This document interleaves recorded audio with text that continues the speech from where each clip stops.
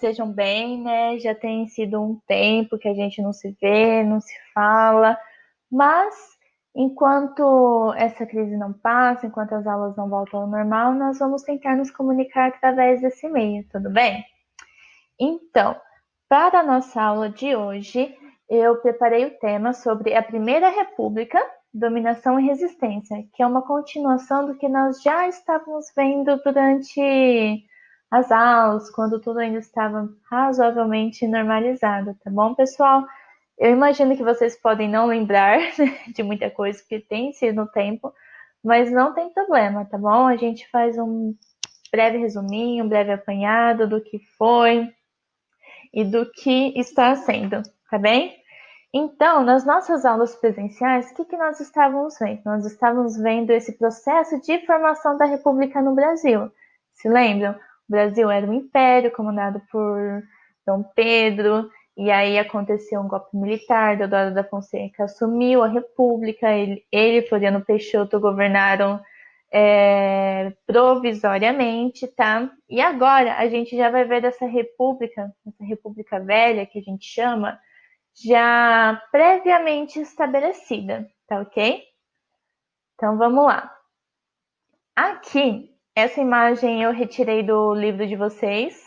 Então, se estiver um pouco ruim para ver, vocês podem abrir lá na página 19, tá bem? Vocês podem abrir lá. Então, o que nós temos aqui? O que vocês acham que essa sequência de imagens sugere a você? Olha, nós temos a movimentação do chapéu de um candidato a deputado para as eleições. Na primeira imagem é de fevereiro a março, né? Vamos dar uma analisada aí na postura desse sujeito. De abril a maio ele já levanta um pouco o chapéu, né? De junho a julho, ele adota uma postura, vamos dizer, um pouco mais simpatética, né? Sabe aquele sorrisinho que você dá quando você encontra algum conhecido na rua, né? Mais ou menos assim. Aí, de agosto a setembro, ele já começa a reverenciar, a se envergar, como se estivesse indo ao cumprimento de alguém. De outubro a dezembro, nós temos esse sujeito abraçando o outro, né? Isso sugere o quê? Que neste período, provavelmente é o período de eleições, certo? Então ele está super simpático, distribuindo beijos e abraços, né? E aí, em dezembro, qual que é a postura que ele adota? Então reflitam aí na casa de vocês, tá? Aí, para a gente refletir um pouquinho, como que o candidato age ao longo dos meses? Esse é um comportamento típico dessa época, ou vocês acham que isso se aplica também aos dias de hoje? E você considerou o título da charge adequado? Qual que é o título da charge? É a movimentação do chapéu de um candidato a deputado para as eleições, tá? E por que você considerou ele adequado ou não? Reflita aí da sua casa, tá bem? O que a charge sugere sobre as eleições políticas naqueles tempos? O que vocês acham que dá para a gente perceber? O que dá para a gente assumir observando o comportamento deste candidato nessa época? E é parecido como ocorre no nosso tempo? Então reflitam aí na casa de vocês, podem anotar no caderno, tá bem? Quando tudo estiver mais normalizado, nós discutimos um pouco mais sobre isso. Agora, para a gente compreender um pouquinho melhor como funciona, como eram as eleições antigamente, vamos pensar um pouquinho sobre como são as eleições no nosso país hoje em dia.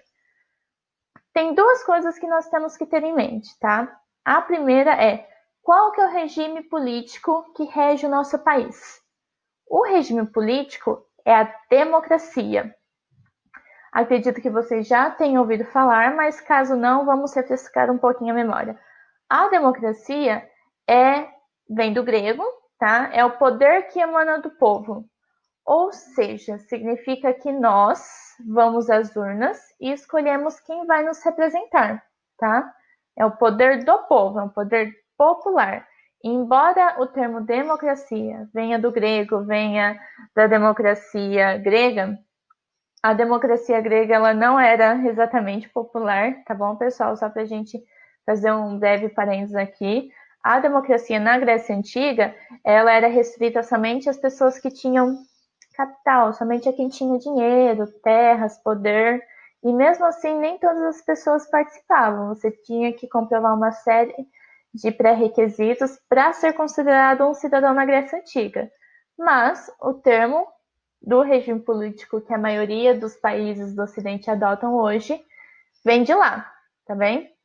E qual que é a forma de governo? Ou seja, como que a gente se organiza aqui para que o Estado seja regido, seja governado?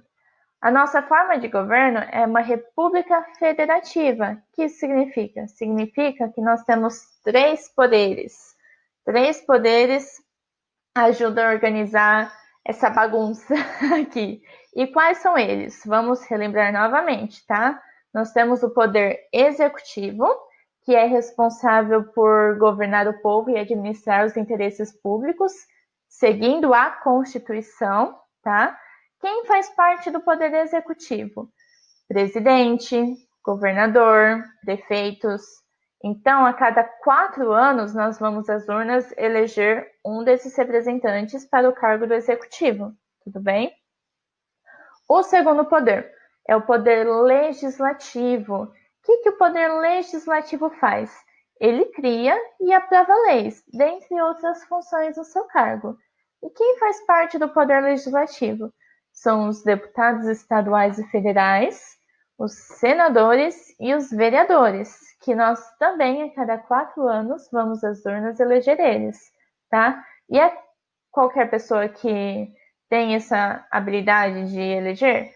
Sim, desde que você tenha mais de 16 anos, ok? Então, qualquer pessoa com mais de 16 anos que tire o título de eleitor vai às urnas a cada 4 anos eleger os seus representantes. Agora vamos falar do terceiro poder. O terceiro poder é o do judiciário. Esse daqui nós não elegemos nas urnas, tá? O poder judiciário ele tem a capacidade e a prerrogativa de julgar. Quem faz parte dele? Juízes, promotores, tá bem, pessoal? E o que a gente pode falar sobre esses três poderes? Eles são independentes e eles basicamente fiscalizam ao outro. Por quê? Para que um poder só não comece a exagerar, sabe? Não comece a cometer crimes. Então, nós temos outros poderes para fiscalizar, tá? Então, é por isso que eles são autônomos, porém, eles fiscalizam uns aos outros de modo a manter o regime político democrático de forma mais justa e igualitária. Isso acontece na prática? É algo para discussão para as próximas aulas, tá bem, pessoal? Mas reflitam aí da sua casa. Vamos continuar então. Então, a gente sabe como que as eleições do nosso país funcionam hoje. Porém, sempre foi assim a forma de organizar o nosso Estado? Como que era lá na Primeira República? Porque a gente sabe que tudo é um processo de aprendizagem, né? Nem sempre a forma como a gente faz as coisas hoje é a forma como a gente fazia antes, tá? Então vamos dar uma retomada para saber o que aconteceu lá atrás, como que funcionava lá atrás e o que foi acontecendo no processo para que o nosso estado, o nosso país fosse da forma que é hoje. Então vamos lá. Como que era então o poder na Primeira República? A gente vai trabalhar com um conceito muito legal e muito importante hoje, que é o das oligarquias. As oligarquias também eram uma forma de governo muito utilizada na Grécia, lembra? Lá a civilização que inventou a democracia. Então, o que seriam as oligarquias? As oligarquias significam um governo que ele é exercido por poucos indivíduos ou então famílias poderosas. Então, a oligarquia significa isso, são poucos indivíduos ou famílias poderosas que exercem e detêm o poder, ok? Com a república, as famílias mais poderosas de cada estado, essas oligarquias estaduais, elas passaram a exercer esse poder aqui no Brasil.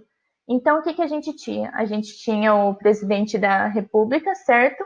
Porém, em cada estado, nós tínhamos um grupo de pessoas com poder político e econômico que comandava tudo ali. E como que eles se comunicavam? Essas oligarquias ajudavam a eleger deputados, senadores que favorecessem o presidente liberava verba para essas famílias, tá? Falando neste assunto, nós temos o caso da República Café com Leite. Eu imagino que é sobre o caso da República Café com Leite. O que acontece, né? A República Café com Leite, por muito tempo, foi conhecida como a república em que somente as oligarquias de São Paulo e Minas Gerais mandavam no cenário político brasileiro, né? Só que, segundo a historiadora Cláudia Viscardi, essa, essa república foi um equívoco. E qual que é a razão que ela dá para isso? É porque a gente tinha outros 4 estados que também tinham uma certa relevância no cenário político e econômico. Quais eram eles? Rio Grande do Sul, Rio de Janeiro, Bahia, Pernambuco. Então, além de São Paulo e Minas Gerais, esses 4 estados, eles também tinham essa relevância política no Brasil, tá? Então, os 6 combinados, eles tinham uma forte economia e eles eram muito bem representados no parlamento. O que isso significa? Significa que esses 6 estados, eles possuíam mais cadeiras do que todos os outros estados combinados. Isso significa uma relevância política no cenário e também um poder econômico, porque a gente sabe que os estados, né, as oligarquias que mais produziam, mais contribuíam para a economia, eles também tinham um poder político muito grande, tá? Outro ponto que ela destaca é a questão do nome café com leite. Por quê?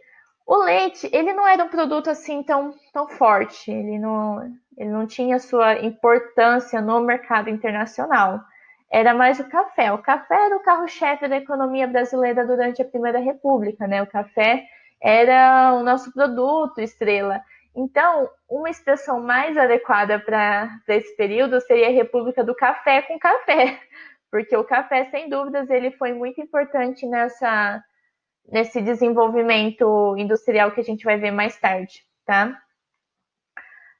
Voltando no tema da política ainda, uma das práticas muito utilizadas durante esse período foi o coronelismo. O que é do coronelismo?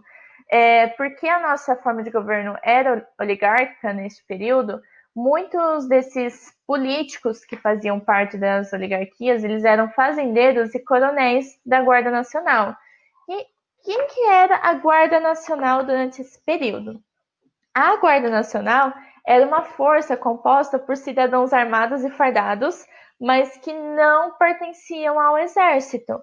Então, eram basicamente pessoas com armas que se achavam no direito de instaurar a ordem no país, tá bem? Então, eles eram conhecidos por coronéis, daí o nome coronelismo.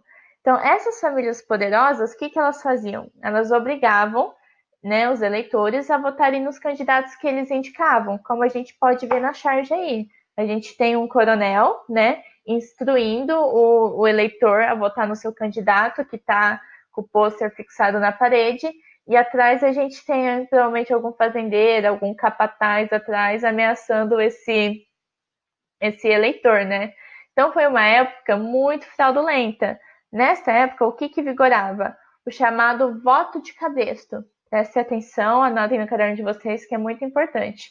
O voto de cabresto foi uma prática de troca de favores por votos, em troca do controle pelos coronéis. Havia falsificação, roubo de urna, até as crianças eram incluídas nesses papeizinhos de votos defuntos, né? Era uma época que muitos chargistas falam que até os defuntos votavam, porque eles literalmente utilizavam o nome dessas pessoas que já estavam mortas para aumentar, né, a quantidade de votos desses candidatos. Eles incluíam até pessoas que não existiam, criavam pessoas para aumentar a quantidade de votos também. E aí a gente entra na questão da política dos governadores, que é bem parecido com o que eu estava falando até agora. Como que funcionava? O governo federal, ele dava apoio político, ou seja, ele apoiava politicamente esses poderes estaduais e municipais, ele dava um apoio financeiro, dava verbas, benefícios. Em troca, o que esses coronéis faziam? Eles ajudavam a eleger os deputados que eram favoráveis ao presidente. Tá? Então, era bem essa troca que mantinha as oligarquias estaduais no poder, né? Essas alianças e favores que uniam municípios, estados, governo federal, ou seja, estava todo mundo junto nesse balaio de gatos, trocando favores, benefícios, verbas em troca de apoio político. E o coronelismo, né, essa política dos coronéis de ameaça, do voto de cabresto, era o carro-chefe desse edifício que sustentava o poder federal, né, baseado numa fraude eleitoral e principalmente numa prática de corrupção, tá?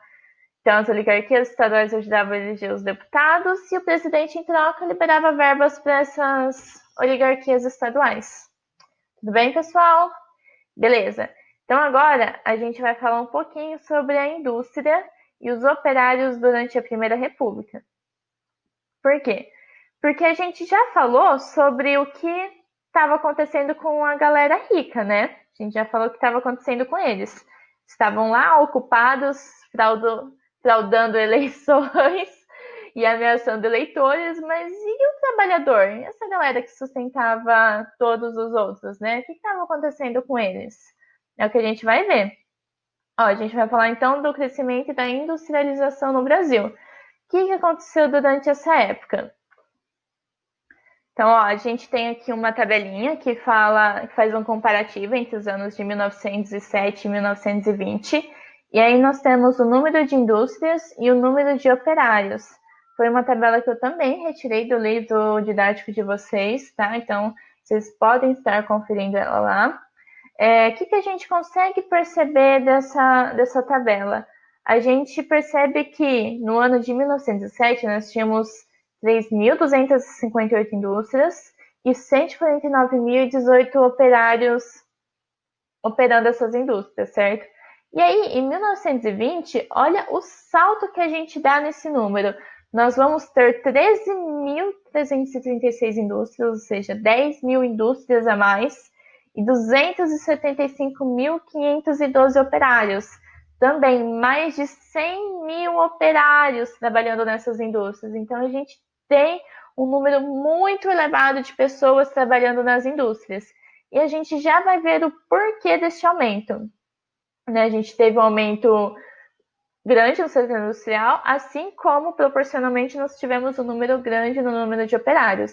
E quais foram os estímulos dessa industrialização no Brasil, né? Que até 1870 era uma grande fazenda esse país. E aí, bem, a gente começou a decolar no setor industrial.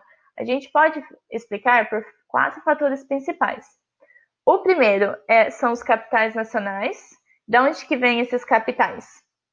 Eles foram acumulados através da exportação de produtos agrícolas, principalmente café, que, como eu já havia falado anteriormente, o café era o carro-chefe da economia brasileira, né? Era o produto estrela, era aquele que andava de limusine, passeava no tapete vermelho. Então, o café foi muito importante para o desenvolvimento da indústria no Brasil, porque ele proporcionou esse acúmulo de capital, de dinheiro, para que fizesse com que o país crescesse industrialmente, tá bom? O segundo foi a disponibilidade de matéria-prima. O Brasil, pessoal, ao contrário do que muitos dizem, é um país muito rico. Ele já era desde o seu descobrimento em 1500. O Brasil é um país muito rico em matéria-prima. Então, isso ajudou bastante durante o processo de industrialização, porque a gente não precisava comprar tanta coisa para poder produzir, porque a gente tinha a lã para a indústria têxtil, nós temos, como somos um país muito grande, isso significa que nós temos vários climas, ou seja, a gente pode plantar diversos produtos, né, agrícolas e criar diversos animais, porque o clima acaba suportando, então a gente tem uma disponibilidade de matéria-prima, tinha, né? E a grande oferta de mão de obra barata, que é o terceiro item. Por que essa mão de obra barata? Da onde que veio essa mão de obra barata? O que aconteceu? Lá em 1888, Princesa Isabel se tornou Lei Áurea e oficialmente a escravidão acabou, né? Oficialmente eu falo porque há alguns anos a escravidão já vinha decaindo, não era um mercado mais que interessava aos grandes produtores, e porque a Princesa Isabel ela não ajudou muito na libertação dos escravos. Mas esse é assunto para outra aula, né? Vamos continuar aqui. E aí o que aconteceu? Esses grandes fazendeiros se viram sem mão de obra. E, ao mesmo tempo, o pessoal da Europa que estava fugindo de guerra, eles queriam vir para trabalhar, para poder se alimentar, então eles basicamente aceitavam se vender por um preço não tão valorizado. Então, essa oferta de mão de obra barata foi muito grande aqui no país, o que ajudou bastante também nesse processo. E o quarto, sistema de transporte conectado aos portos, tá? Já mencionado, o Brasil é um país gigantesco, de proporções continentais, muito, muito grande mesmo. Então, como que a gente fazia para todos esses produtos irem para os portos e serem enviados para ser vendidos em outros países, né? A gente não tinha caminhão, avião também não, né? Então, como que a gente fazia para esses produtos virem lá do norte, do nordeste ou do sul e virem escoar aqui nos portos? Sistema de trens, tá? O sistema ferroviário foi amplamente utilizado aqui no Brasil de modo a escoar esses produtos dos portos. Isso facilitou bastante e economizou também uma boa grana de combustível durante essa época. Tudo bem, pessoal? Até aqui? Belezinha, então vamos continuar. Nesse sentido, São Paulo se torna o estado mais industrializado do país. Por quê? O que aconteceu? Aqui a gente recebeu os maiores investimentos, tá bem? Então, com o dinheiro que a gente estava recebendo, a gente conseguiu investir bastante na modernização e industrialização do país, que é o tema do próximo slide. Aqui, quais foram as principais indústrias que acabaram se consolidando? A têxtil, a alimentícia, que inclui as de bebidas, e a de vestuário. Todas elas foram indústrias montadas por fazendeiros de café e imigrantes como Francisco Matarazzo. O Matarazzo, né, de origem italiana, ele teve a sua contribuição assim gigantesca para a industrialização de São Paulo, principalmente porque a fortuna que a sua família arrecadou acabou investindo nos setores de têxtil, de alimentação, de vestuário, hidrelétrico. Então, ele foi um imigrante muito importante para esse processo de industrialização no país, tá? E esse processo de urbanização e industrialização, que é o que a gente vai ver, ele foi igual em todo o país? Aconteceu o mesmo que aconteceu no Nordeste, aconteceu no Sudeste, no Norte? Não. Como eu já falei, a região Sudeste recebeu a maior parte dos investimentos nesse processo. Então, isso significou que cada região acabou se modernizando e urbanizando no seu tempo, tá? E esse tempo foi um pouco mais lento do que a região Sudeste, principalmente o estado de São Paulo. O estado de São Paulo disparou no processo de modernização e urbanização, que é o que a gente vai ver agora, tá? A gente vai estudar o caso do estado de São Paulo em específico, porque o seu desenvolvimento urbano, industrial, ele foi ganhando terreno a partir de 1870.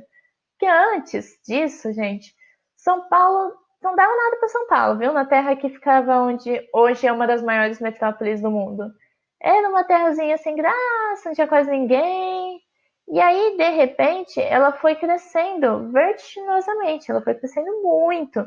Ela ganhou uma extensa rede ferroviária, inclusive aqui a nossa região, a região de Ribeirão Preto, ela tem a sua parcela de importância nesse processo, assim, gigantesco.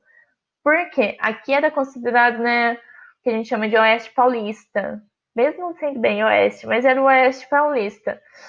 E aqui foi o epicentro da exportação do café no país. Então, a região de Ribeirão Preto já foi o maior exportador de café do mundo. Isso mesmo, do mundo.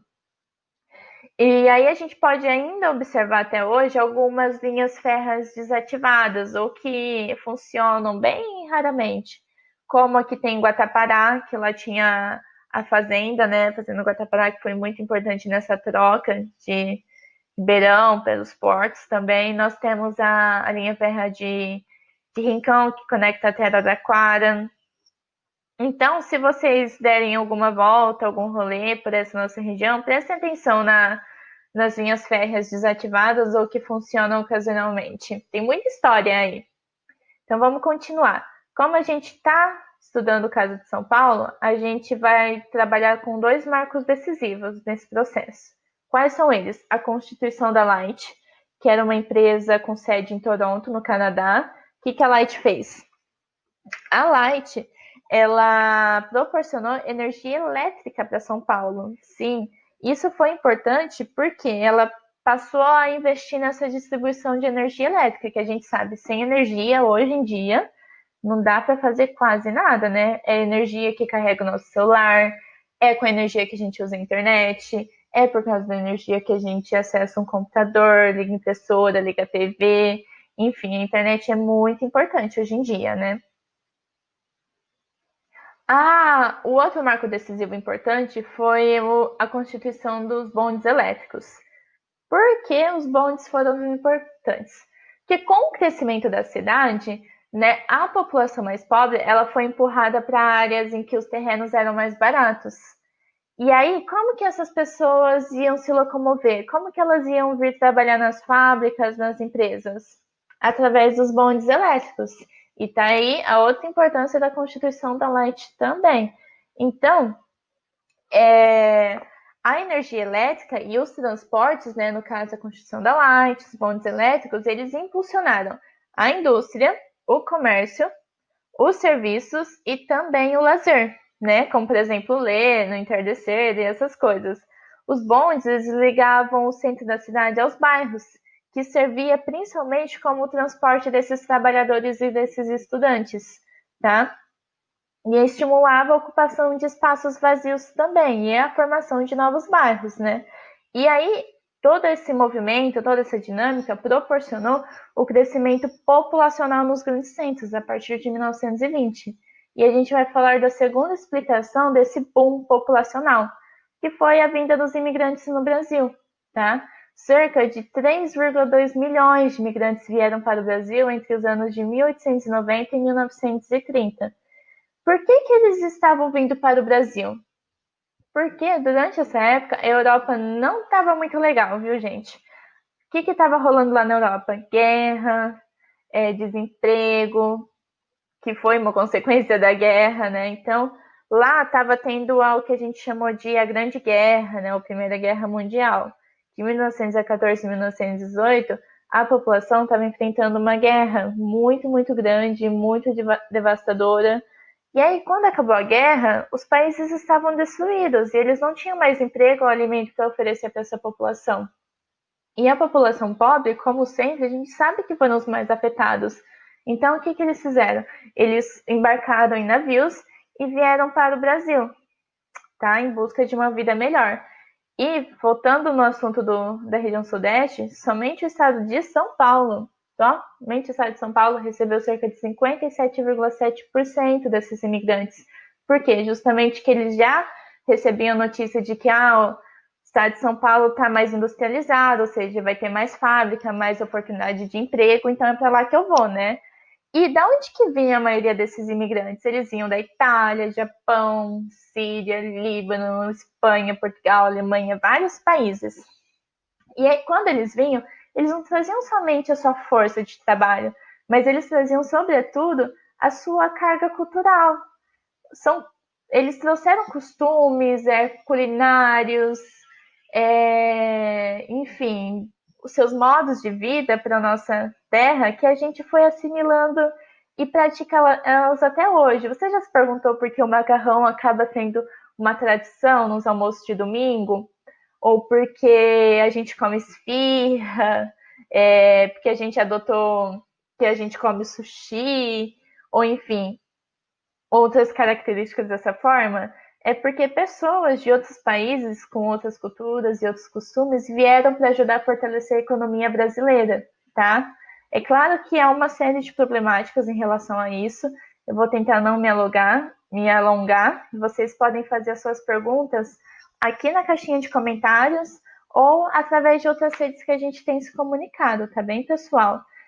Mas por hoje é isso. Eu gostaria que vocês refletissem um pouco sobre a aula do vídeo anterior, desse vídeo, e parassem para pensar, nossa, quais hábitos alimentares, sociais que eu tenho hoje que vieram de outras culturas, tá? Então isso vai ficar como um diálogo para a nossa próxima aula. Um beijo e até a próxima!